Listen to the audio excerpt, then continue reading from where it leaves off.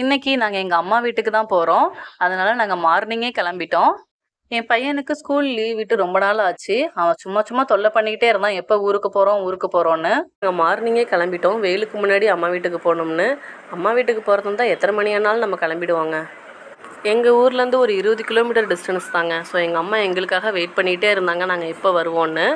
வந்தோனே நம்மள யாருமே கண்டுக்கலங்க. புள்ளைய தான் ஃபர்ஸ்ட் தூக்கிட்டு போய் கொஞ்சிட்டு இருக்காங்க. மனசுல எவ்வளவுதான் கவலைகள் இருந்தாலும் நம்ம பேர குழந்தைங்களை பார்த்தோம் அப்படின்னாலே அந்த கவலையெல்லாம் பறந்துடுங்க. மார்னிங் நாங்க 6:20க்குலாம் வீட்டை நாங்க ரீச் பண்ணிட்டோம். ஸோ வெயில் காலம் அப்படின்றதுனால சீக்கிரமாவே விடிஞ்சிருது. டைம் போறதே தெரியல. எங்க அம்மா தம்பியை வச்சுக்கிட்டு கொஞ்ச நேரம் விளையாண்டுக்கிட்டே இருந்தாங்க. பார்க்கவே ரொம்ப ஹாப்பியா இருந்துச்சு.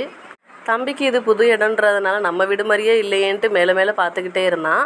ஹஸ்பண்ட் வீட்டில் நம்மளை எவ்வளோ தான் பார்த்துக்கிட்டாலும் நம்ம அம்மா வீட்டில் இருக்கிற ஃப்ரீடம் நமக்கு எங்கேயுமே இருக்காதுங்க. எவ்வளோதான் வயசானாலும் இந்த கார்ட்டூன் போடுற பழக்கம் மட்டும் போக மாட்டேது. ஸோ வந்துடும் நான் அதை தான் பார்த்துக்கிட்டு இருந்தேன். பப்புவோட கொஞ்ச நேரம் தம்பி விளையாண்டுக்கிட்டு இருந்தான். என் ஹஸ்பண்ட் எப்போதுமே எங்கள் அம்மா வீட்டில் என்னை விட்டுட்டு உடனே கிளம்பிடுவாங்க. ஏதாவது ஃபங்க்ஷன்னா மட்டும்தான் தங்குவாங்க. உங்கள் வீட்டில் எப்படின்னு கமெண்ட்டில் சொல்லுங்கள். அப்புறம் பால் வந்தோடனே காஃபி போட்டு குடிச்சிட்டு கொஞ்ச நேரம் பேசிக்கிட்டு இருந்தோம். இன்னைக்கு டே எங்களுக்கு இப்படி தாங்க போச்சு.